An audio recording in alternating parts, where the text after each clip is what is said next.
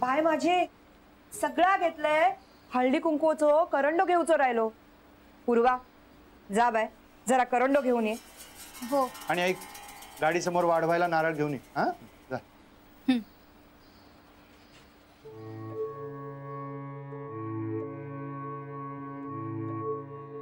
काय आहे तू रडतोस? काय ना रे, आठवण आली यांची. एवढे होते. आहे अण्णांचे आशीर्वाद आपल्या वांगडा आहात. अरे छाया पहिल्यांदा घरी येला ना तेव्हा ते रडले होते रे. पण आता परत छाया नटला थटलेला बोल्यावर चढताना बघून लय खुश झाले असते रे. अण्णा कुठेही गेले नाहीयेत आजी, ते इथेच आहेत. अहो दत्ता, हो हो.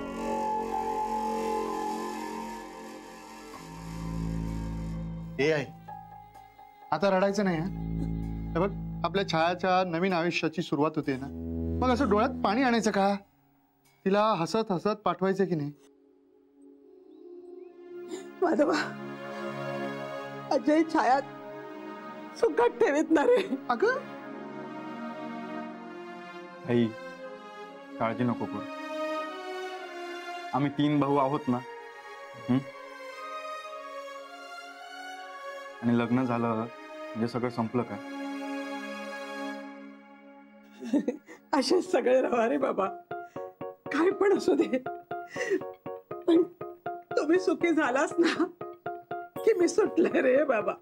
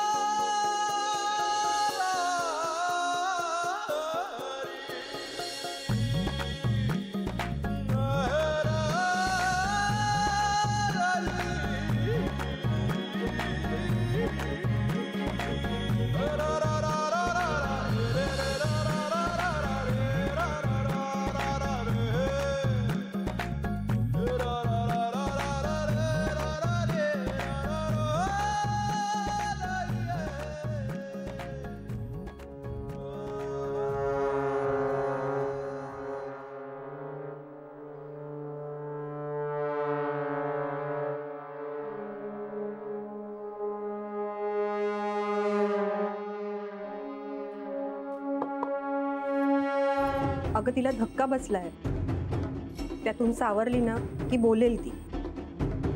माझा चेडवा वांगडा कसा किती होता गो.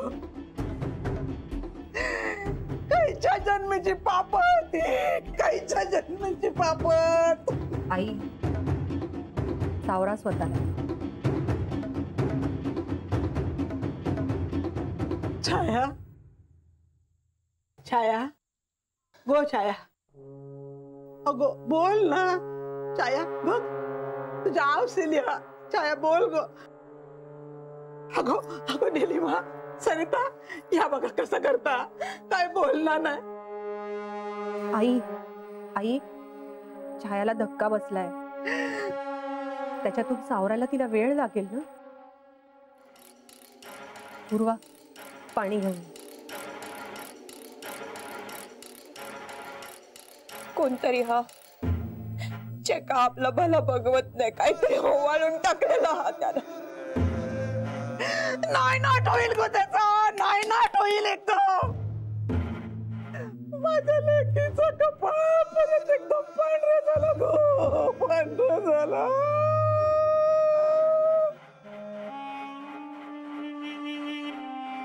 काकी सरिताकडे दे. सरिता छायाला पाणी दे.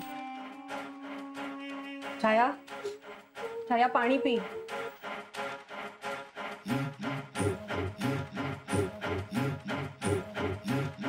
छाया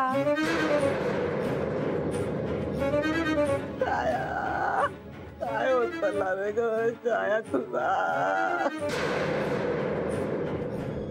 हे असं का झालं? अजयला का कुणी मारलं असेल? छायाची काय अवस्था झाली आहे बघतोस ना. तुला सांगू, या अवस्थेला ना आपणच कारणीभूत आहोत.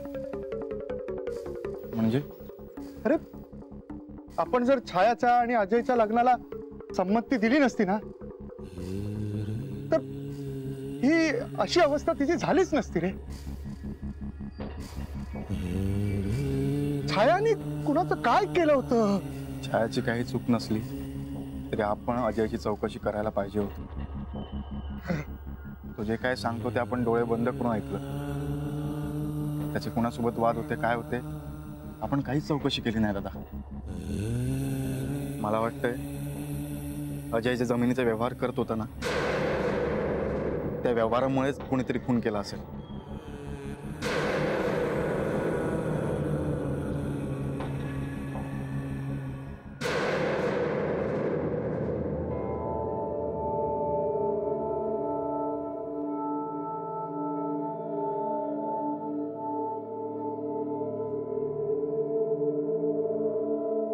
बाबा, दत्ता, अरे तू असं शांत का आहेस रे? माका काय कळत नाही हा माधव. अजयच्या खुनाचा संशय पण माझ्यावरच येत आला. दादा, असं का बोलतोस तू? नेनेन वागडा वाद होतो.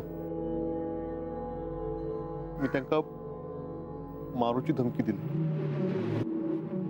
म्हणून सगळ्यांचा संशय माझ्यावरचा. आणि आता अजयचं खून झालं,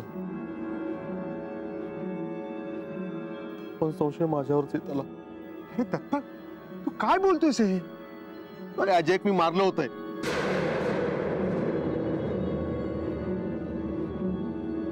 असा नाही रे, म्हणजे छायान त्याच्या लग्नाविरोध मी करत होते.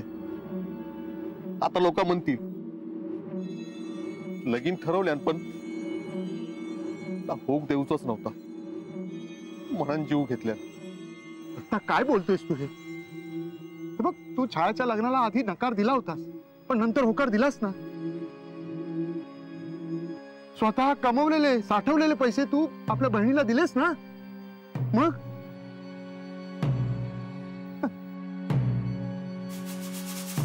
कोणच बघणार नाही. लोक चांगलं काय तर बघत नाही. त्यांना फक्त बोटो दाखवणं माहित आहे. लोक म्हणतालच आपल्याच बहिणीच्या होणाऱ्या नवऱ्या संपवल्या.